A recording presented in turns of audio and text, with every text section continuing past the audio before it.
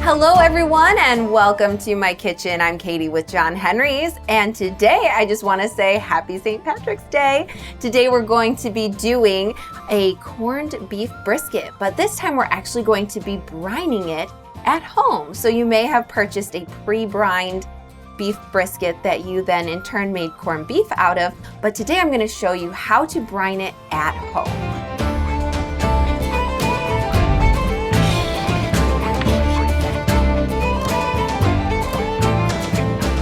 Today we're going to be using a 3 to 4 pound beef brisket. This brisket is going to be trimmed, and the brisket is actually from the front part or the chest of the beef. It has a lot of connective tissue throughout it, which is really good because it cooks down and adds a lot of flavor and texture when you slow cook it. So as you can see here, it is a lean but can be kind of tough because this muscle on the beef is used a lot. But when you slow cook it, it becomes nice and tender and really has some amazing flavor. Like I mentioned before, this brisket here is trimmed, but we do offer untrimmed beef briskets where they have a nice big fat cap over the top.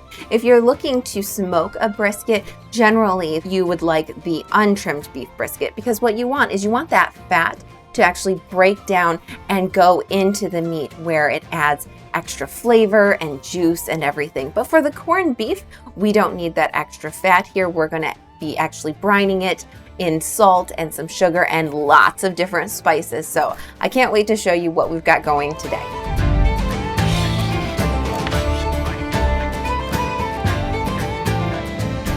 Now, what you want to do is you want to dissolve your first ingredients in a pot or in a bowl with hot water, and you're going to add a cup of salt and a half a cup of brown sugar.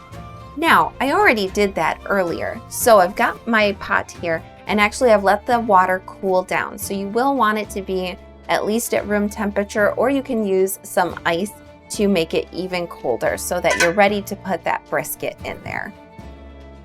So I'm going to go ahead and stick the brisket in the water that has the brown sugar and the salt dissolved. And then we're going to start adding all of our other seasonings.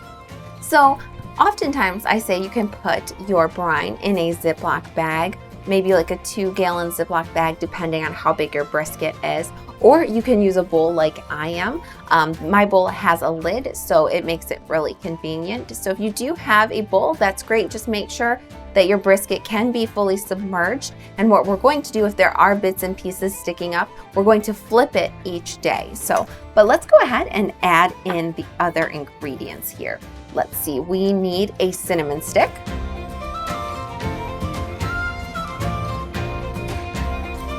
So we'll just stick that in the water. Then we need some mustard seed.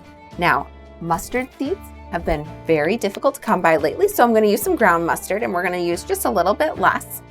So usually we use a tablespoon, so I'm going to use a half a tablespoon of ground mustard. Okay. Then we're going to need some black peppercorns, 2 tablespoons of black peppercorns. This is a half a tablespoon, so I'm going to do 4 of these.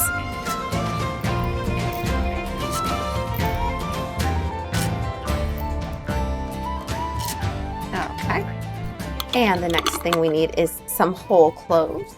I do have some cloves here. The recipe calls for 8 to 10, so you can just, put some in your hand and find a good amount here and put those in.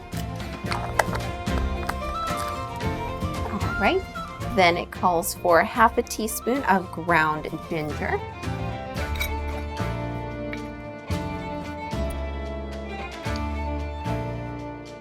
Okay, half a teaspoon of ground ginger. Then we need half a teaspoon of thyme.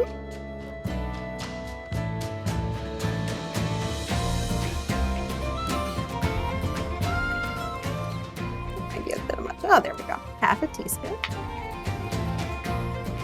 And a couple teaspoons of garlic powder.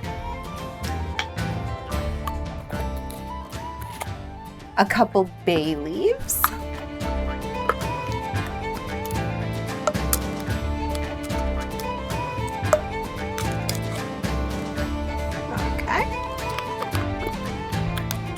A teaspoon of allspice berries.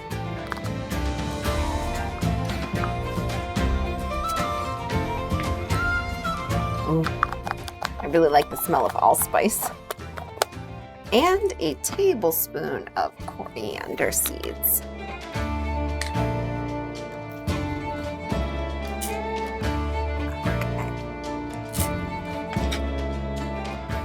Okay, if you can find some juniper seeds, you can add those as well. I wasn't able to find them this time, but this works really well even without them. Those are an optional ingredient. But now you can also add, if you want to add any coloring or you want to make your corned beef more of that rich red color, you can add some beet juice or purple sauerkraut juice to your beef brisket. I'm not really that big on adding the extra color, so we're gonna skip that today, but it's just an option for you. So now that this is all done, I'm just going to kind of like stir it around and make sure that everything is combined here really well.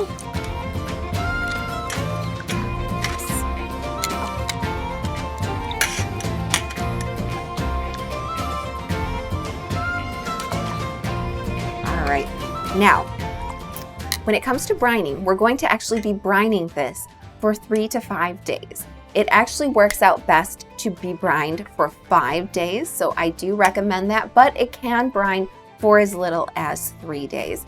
And that will help to really infuse all of these flavors from all of these different seasonings and the salt and the sugar into the brisket, which will give it that corned beef flavor. So now this just needs to go in the fridge and hang out and wait for us for a couple days.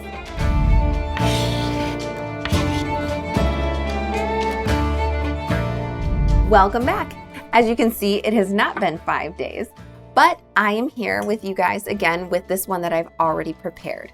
So I'm going to show you how to cook the fully brined beef brisket in the crock pot. And we're going to bring this back here and start adding all of our ingredients inside. So the staple ingredients for corned beef is potatoes, onions, and cabbage, and some carrots. So that's how we're going to make our corned beef today.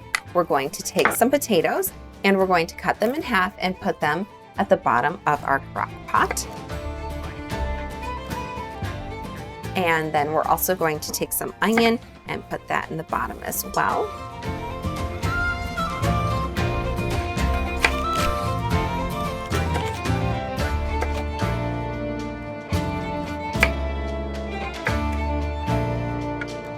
All right, here's these onions. Spread those over there. Perfect. And then we're going to add the carrots as well. There we go. Okay, now that that is all done, we're going to go ahead and put in the beef brisket. So this one has already been brined for the 5 days. So we're going to go ahead and lift this out and put it into our crock pot, laying it on top of all of the carrots, onions, and potatoes. And then what I do like to do is I like to take a little measuring cup or something, and I do like to scoop over some of the seasoning so that I can have just a little bit of this brine in here as well. This will also flavor the potatoes and the carrots and the onions underneath. Oh, don't want to forget that cinnamon stick. Now I'm going to add just a little bit more water to the pan and we'll get this cooking.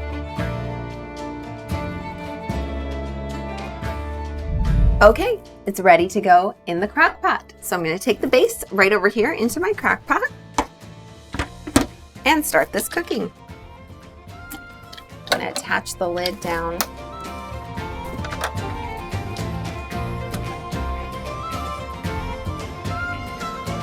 And turn it on. And we're gonna go to 8 hours on high, and it's good to go. All right, I'll be back and we will check out this delicious corned beef in just a little bit. If you're enjoying this recipe and would like to hear about more recipes from our farm, please like and subscribe. And if you'd like to follow this exact same recipe, please see the link in the description below. Now I'm going to go and check on the corned beef brisket. It has been done and it is actually holding at the warm setting right now. Now, about an hour ago, I did go and put in my chopped cabbage. So for those of you who like cabbage, you can add that in about an hour before the corned beef brisket is done. So at about the 7-hour mark, go ahead and add in your cabbage, allow that to cook for an hour, and then it's good to go. Like I said, mine is on warm, so we're gonna go over and check it out right now. So here is the brisket, and I'm gonna open this up. It looks great. It smells delicious. If you love corned beef, I can't wait to hear what you think about this recipe and how it works for you to brine your own corned beef at home. Definitely let us know in the comments below, and thank you so much for supporting our farm.